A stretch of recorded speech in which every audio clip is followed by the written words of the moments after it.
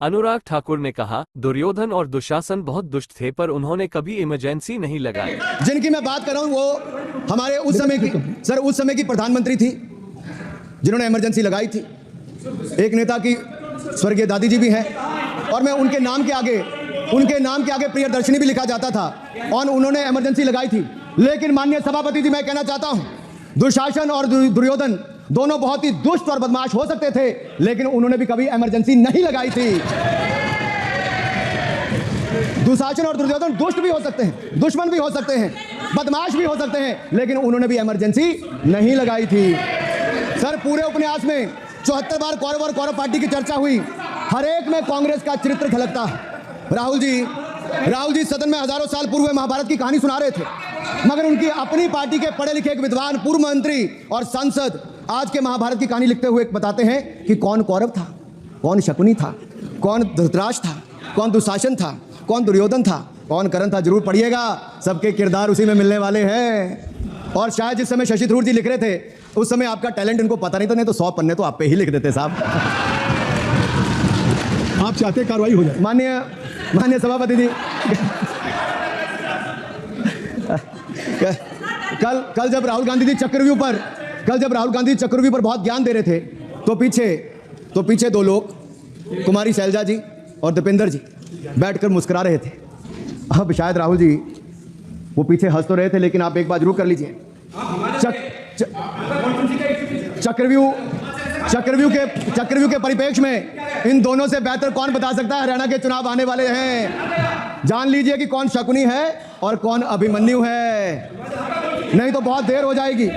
आपको एक और सुझाव है और मैं इतना जरूर कहूंगा, आपने तो कई सारे चक्रव्यूह बनाने का काम किया सर, और जब उस समय किशोर अभिमन्यु पर कौरवों ने युद्ध नीति के विपरीत जाकर प्रहार किया था, तो मैं कुछ कहना चाहता हूं। इतने में पुत्र दुशासन ने पीछे से था वार किया, निष्प्राण हुए एक गदा से सिर पर था प्रहार किया। मां धरती की गोद में वह आंख मूंद कर सो गया, अंबर का तेजस्वी तारा धूमकेतु सा खो गया, लेकिन कोई तारे का तेज फीका नहीं कर सकता, वीर गति पाकर अमर हुआ हो कभी नहीं मर सकता है। पुत्र सुभद्रा कुरुक्षेत्र में जिसकी अमर कहानी थी, 9 माह में सीखी विद्या जब 16 साल जवानी थी।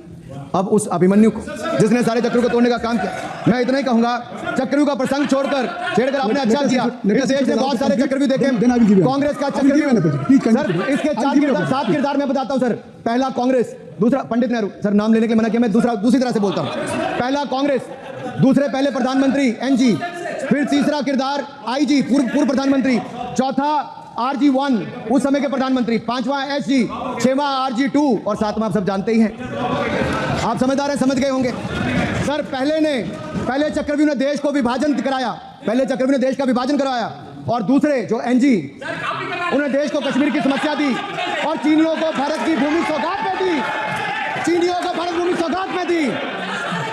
सर। तीसरे चक्रव्यूह आईजी ने, पूर्व प्रधानमंत्री आईजी ने देश को आपातकाल दिया, इमरजेंसी दी और पंजाब में अशांति दी। चौथे जो RG1 है, RG1 ने बोफोर किया और सिखों का नरसंहार किया। पांचवें जो ऐसी हैं, उन्होंने सनातन धर्म परंपरा के प्रति नफरत का नैरेटिव बनाया, 12 लाख करोड़ के घोटालों को संरक्षण प्रदान किया, देश की आर्थिक अर्थव्यवस्था को भंवर जाल में फंसाया। और छठे ठहरे आप, जिन्होंने पिछले 15 सालों में देश की राजनीति, संसदीय परंपरा और संस्कृति को इतना नुकसान पहुंचाया जितने कि ये बाकी 6 मिलकर चक्रव्यूह एक साथ मिलकर भी नहीं कर पाए। और रही 7वीं, उनका मैं नाम नहीं लूंगा, मैं इतना ही कहूंगा सभापति जी, 7 चक्रव्यूह ने मिलकर देश को गरीबी, भूखमरी, आतंकवाद, कट्टरवाद जैसे अनगिनत दुष्चक्रों में फंसा दिया था। देश को हमने आपके दुष्चक्रों से बचाया है, आजाद कराया और माननीय प्रधानमंत्री मोदी जी के नेतृत्व में विकास रथ को आगे बढ़ाया। आज दुनिया में भारत को 5वीं बड़ी अर्थव्यवस्था बनाया। आप जिस अभिमन्यु को घेरने की कोशिश पिछले 22 सालों से कर रहे हैं, गुजरात से लेकर दिल्ली तक, आपके योद्धा और आपकी सरकारें निपट गई, लेकिन आप उनको घेर पाए क्योंकि वो जनता के दिलों में बसे हैं। आज यहाँ 293 अभिमन्यु बैठे हैं, भले ही आपके पास कर्ण जैसे धुरंधर हो, शकुनी जैसे कुटिल रणनीतिकार हो, धर्म हमारे साथ है।